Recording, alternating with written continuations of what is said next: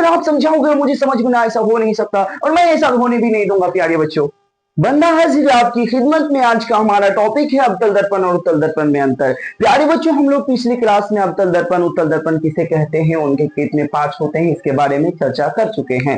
अब समझेंगे कि अवतल दर्पण किसे कहते हैं। सबसे पहला अंतर यदि बात करें तो अवतल दर्पण का परावर्तक सतह धंसा हुआ होता है और इसकी बाहरी भाग रंजित होती है। ये बात मैं कल आपको बता चुका था, है ना प्यारे बच्चों। लेकिन यदि उत्तल दर्पण की बात करें तो उत्तल दर्पण की परावर्तक सतह उभरा हुआ होता है और इसके अंतःभाग रंजित होता है।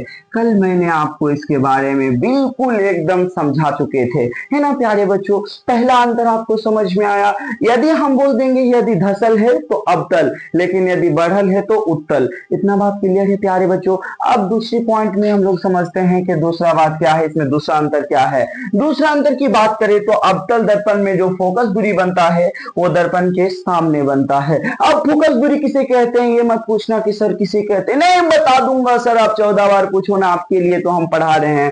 देखिए फोकस दूरी, अवतल दर्पण में फोकस दूरी वक्रता केंद्र और ध्रुव के बीच बनती है फोकस दूरी। प्यारे बच्चों, ये रहा आपकी फोकस दूरी, ये आपके वक्रता से नीचे, ये आपके पोल। यानी यहाँ पे आप देख सकते हैं ये जो दर्पण है दर्पण के सामने बन रहा है प्यारे बच्चों। लेकिन यदि इसी हम लोग उत्तल दर्पण की बात करें तो उत्तल दर्पण में जो फोकस दूरी होती है वो दर्पण के पीछे बनता है, यानी यहाँ पे बनेगा।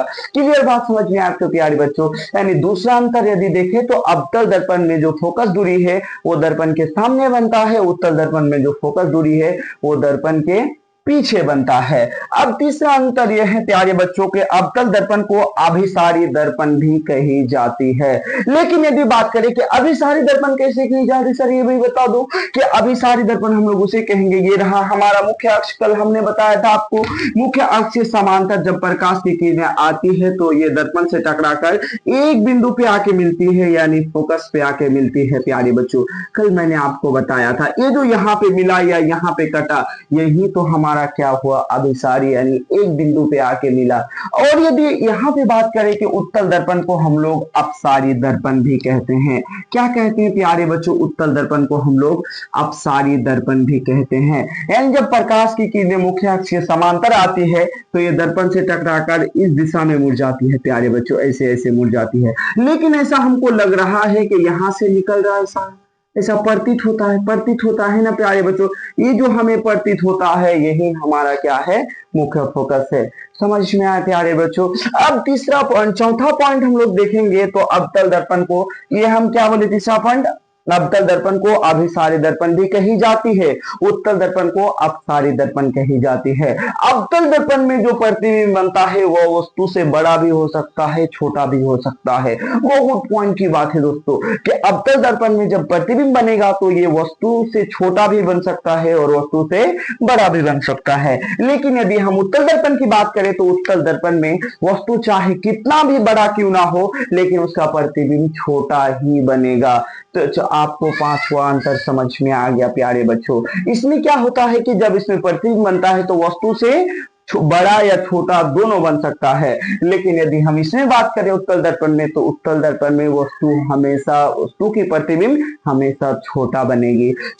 छठी बात यहाँ पे आपको बता दूं है कि यहाँ पे यदि हम छठा अंतर देखें क्या है तो इसमें छठा अंतर ये है कि अवतल दर्पण को हम लोग वास्तविक प्रतिबिंब या काल्पनिक प्रतिबिंब दोनों बोल सकते हैं। यानी इसमें जो प्रतिबिंब बना ये कभी वास्तविक, काल्पनिक क्या होता है इस बात को तो समझाइए यार। वास्तविक हम लोग उसे कहते हैं जो रियल में हो, काल्पनिक उसे कहते हैं बस इमेजिन कर सकते हैं, हम लोग उसे काल्पनिक कहते हैं। यानी ये जो अवतल दर्पण में जब प्रतिबिंब बनता है तो ये वास्तविक प्रतिबिंब भी बन सकते हैं और काल्पनिक प्रतिबिंब बन सकते हैं। लेकिन यदि हम उत्तल दर्पण की बात करें तो उत्तल दर्पण में काल्पनिक प्रतिबिंब बनता है। अवतल दर्पण और उत्तल दर्पण में अंतर।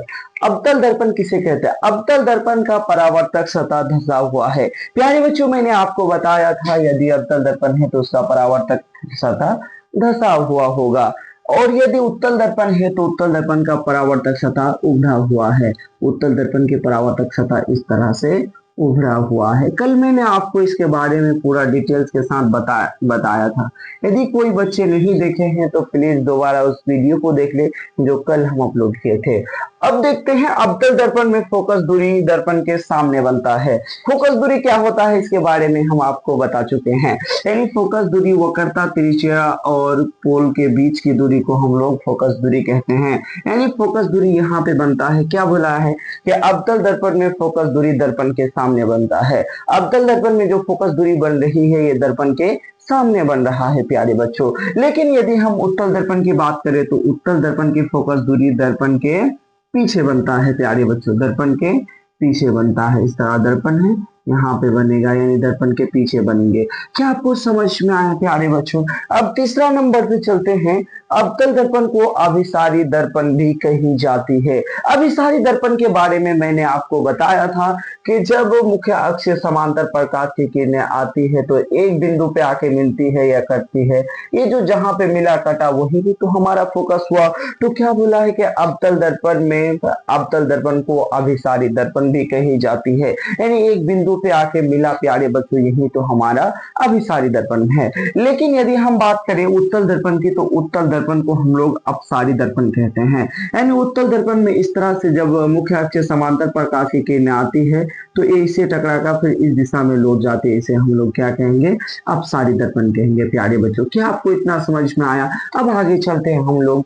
इसमें प्रतिबिंब वस्तु से बड़ा या छोटा हो सकता है। यानी अवतल दर्पण में प्रतिबिंब जो है वस्तु से बड़ा भी हो सकता है, वस्तु से छोटा भी हो सकता है। लेकिन उत्तल दर्पण की बात करें तो उत्तल दर्पण में वस्तु का प्रतिबिंब हमेशा छोटा बनेगा प्यारे बच्चों। वस्तु चाहे कितना भी बड़ा हो लेकिन इधर प्रतिबिंब छोटा ही बनेगा। लेकिन अवतल की बात करें तो अवतल दर्पण में वस्तु के मुकाबले कभी वस्तु के बराबर भी बनता है, वस्तु से बड़ा भी बनता है, वस्तु से छोटा भी बनता है। लेकिन उत्तल दर्पण में वस्तु से छोटा बनेगा। अब चलते हैं प्यारे बच्चों, इसमें बना प्रतिबिंब वास्तविक और काल्पनिक होता है। अब वास्तविक और काल्पनिक क्या होता है? वास्तविक मतलब रियल में, और हम लोग काल्पनिक को बस इमेज कर सकते हैं, हाँ बना होगा। जैसे मैंने आपको बताया था यहाँ से इस पे जो मिला तो ये वास्तविक मिलान है, लेकिन यहाँ पे जो मिला था इस तरह से आ रहा है, लेकिन टकरा कर फिर इसी दिशा में जा रही है। लेकिन ऐसा लग रहा है कि यहाँ से निकलती हुई प्रतीत होती है। ये जो प्रतीत होती है हमें ऐसा लग रहा है कि पीछे से आ रहा है, तो यही हमारा क्या है? काल्पनिक है प्यारे बच्चों। यदि हम बात करें कि इसमें यानी उत्तल दर्पण में बना प्रतिबिंब काल्पनिक होता है। क्या आपको समझ में आया? क्वेश्चन आप बनाओगे, आओ आप बनाओगे कि सर क्या क्वेश्चन क्या है? अवतल दर्पण को अभिसारी दर्पण क्यों कही जाती है? चूंकि हम आपको बार बार ये बात समझा चुके हैं। अवतल दर्पण में मुख्य अक्ष से समांतर आती हुई सभी आपतित किरणें दर्पण से परावर्तन के बाद मुख्य फोकस पर मिलती है या कटती है, इसलिए अवतल दर्पण को हम लोग अभिसारी दर्पण कहते हैं। प्यारे बच्चों, ये रहा आपका अवतल दर्पण और ये रहा मुख्य अक्ष, इसके समांतर आ रही है आपतित किरणें और ये दर्पण से टकराकर एक बिंदु पे आके मिलती है, एक बिंदु पे आके मिलती है। ये जो बिंदु पे मिला यही तो, इसी को तो हम लोग अभिसारी दर्पण कहते हैं प्यारे बच्चों, है ना? तो इसे क्या आपको समझ में आया? अवतल दर्पण को अभिसारी दर्पण क्यों कही जाती है। अब दूसरा क्वेश्चन हमारा ये है कि उत्तल दर्पण को अपसारी दर्पण क्यों कही जाती है प्यारे बच्चों?